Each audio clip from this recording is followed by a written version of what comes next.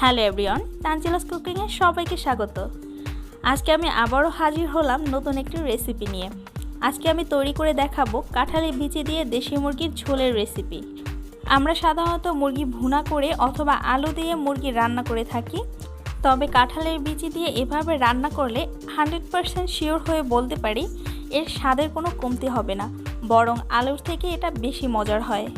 কাঁঠালের বিচি দিয়ে এভাবে মুরগি রান্না করলে আমার কাছে তো ভীষণ ভালো লাগে। আমার মতো এভাবে বাসায় বানিয়ে খেলে আশা করি আপনাদের কাছে অনেক ভালো লাগবে। তো চলুন কথা না বাড়িয়ে রেসিপিটি বানিয়ে ফেলি। প্রথমেই আমি উপকরণগুলো দেখিয়ে দিচ্ছি। 1 কাপের একটু বেশি কাঁঠালের বিচি নিয়েছি। আমরা সবাই জানি কেবল কাঁঠালই স্বাস্থ্যের জন্য উপকারী নয়, কাঁঠালের বিচিতেও রয়েছে অনেক গুণ। কাঁঠালের বিচিতে রয়েছে zinc, iron, calcium, copper, potassium এবং ম্যাগনেসিয়ামের মতো উপাদান যা সুস্থতার জন্য আবশ্যক। আর নিয়েছি আধা কেজি দেশি মুরগির মাংস। মুরগিটাকে আগে থেকে টুকরো করে কেটে ভালো করে ধুয়ে নিয়েছি। আর নিয়েছি হাফ কাপ পেঁয়াজ কুচি, একটি তেজপাতা, একটি দারচিনি, 2টি লং, 4টি এলাচ থেতলে নিয়েছি। এখানে নিয়েছি 1 চা চামচ আদা বাটা, 1 চা চামচ রসুন বাটা, 1 চা চামচ জিরা বাটা, 1 চা চামচ লাল মরিচের গুঁড়া, 1 চা চামচ হলুদের গুঁড়া, 1 চা চামচ ধনিয়ার গুঁড়া, স্বাদ মতো লবণ। আর নিয়েছি 3 টেবিল চামচ সয়াবিন তেল, 1 চা চামচ গরম মশলার গুঁড়া, 1 চা চামচ জিরার গুঁড়া। এবারে চলে যাচ্ছি মূল রান্নাতে। চুলায় একটি কড়াই বসিয়ে দিয়েছি, এর ভিতরে আমি তেলটা দিয়ে দিচ্ছি। তেলটা যখন হালকা গরম হয়ে আসবে তখন আমি এলাচ, দারচিনি, লং এবং তেজপাতা দিয়ে দিচ্ছি। তেজপাতার মাঝখান থেকে একটু ছিঁড়ে দিচ্ছি। এবার আমি এটাকে একটু ভেজে নিব, এর ফলে মশলার ভিতর থেকে সুন্দর একটি অ্যারোমা ছড়াবে। এবারে এর ভিতরে আমি পেঁয়াজ কুচি দিয়ে দিচ্ছি। পেঁয়াজটা যতক্ষণ না পর্যন্ত নরম হচ্ছে ততক্ষণ ভেজে নিব। এই পর্যায়ে আমি সামান্য একটু লবণ দিয়ে দিচ্ছি, তাতে করে পেঁয়াজগুলো দ্রুত নরম হয়ে যাবে। পেঁয়াজগুলো যখন একটু নরম হয়ে যাবে তখন এর ভিতরে আমি আদা, রসুন এবং জিরা বাটা দিয়ে দিচ্ছি। দিয়ে ভালো করে নেড়েচেড়ে এটাকে ভেজে নিব।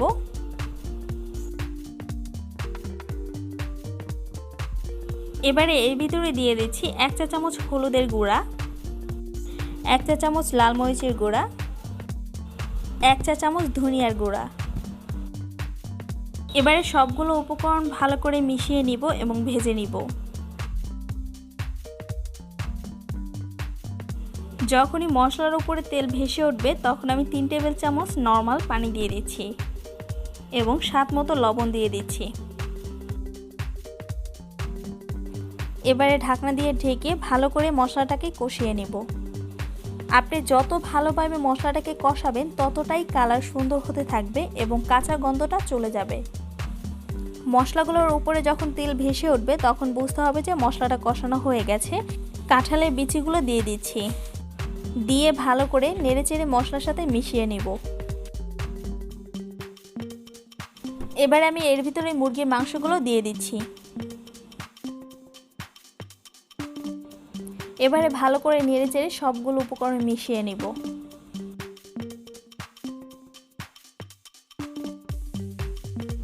মাংস এবং বিচিগুলো কষানোর জন্য সামান্য গরম পানি দিয়ে দিচ্ছি।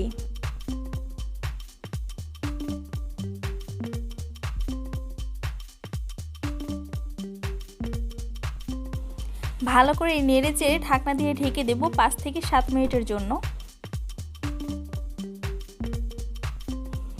চুলার আঁচটাকে মিডিয়ামে রেখে ভালো করে কষিয়ে নিতে হবে।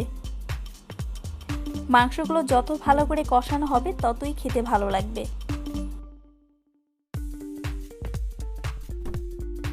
মাংসগুলো কষানো হয়ে গেছে, এবার আমি এটাকে ভালো করে নেড়ে চেড়ে দিচ্ছি এবং এর ভিতরে আমি 3 কাপ গরম পানি দিয়ে দিচ্ছি। অবশ্যই চেষ্টা করবেন গরম পানিটা দেওয়ার জন্য, এতে করে মাংসের টেস্টটা ভালো আসে এবং মাংসগুলো দ্রুত সেদ্ধ হয়ে যায়।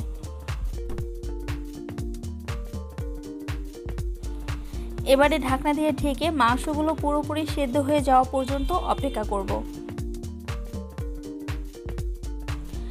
ঢাকনাটাকে উঠিয়ে মাঝে মাঝে 2-1 বার নেড়ে চেড়ে দিব।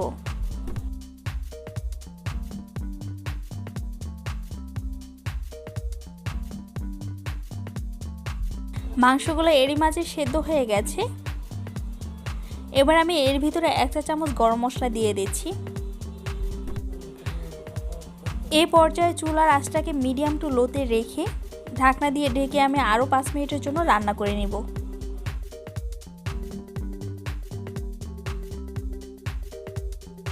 চুলা থেকে নামানোর আগে 1 চা চামচ জিরার গুঁড়া দিয়ে দিচ্ছি এবং ভালো করে নেড়েচেড়ে চুলার আঁচটাকে বন্ধ করে দেব। আমার রান্না কমপ্লিট। এবার আমি চুলা থেকে এটাকে নামিয়ে নিব।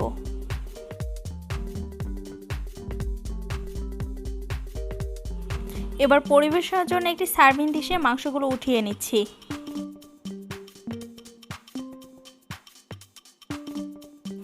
এই তো খুব সহজে তৈরি হয়ে গেল কাঁঠালি বিচি দিয়ে দেশি মুরগির ঝোল।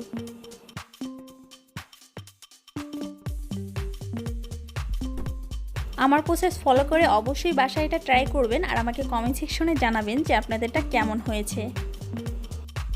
আমার ভিডিওটি ভালো লাগলে প্লিজ আমার চ্যানেলটি সাবস্ক্রাইব করুন এবং বেল আইকনটি ক্লিক করে রাখুন এবং ফ্যামিলি এবং ফ্রেন্ডদের মাঝে শেয়ার করুন। আমার ভিডিওটি দেখার জন্য সবাইকে অসংখ্য ধন্যবাদ। সবাই ভালো থাকবেন, সুস্থ থাকবেন। আজ এই পর্যন্তই। আবারও হাজির হয়ে যাব নতুন এক রেসিপি নিয়ে। আল্লাহ হাফেজ।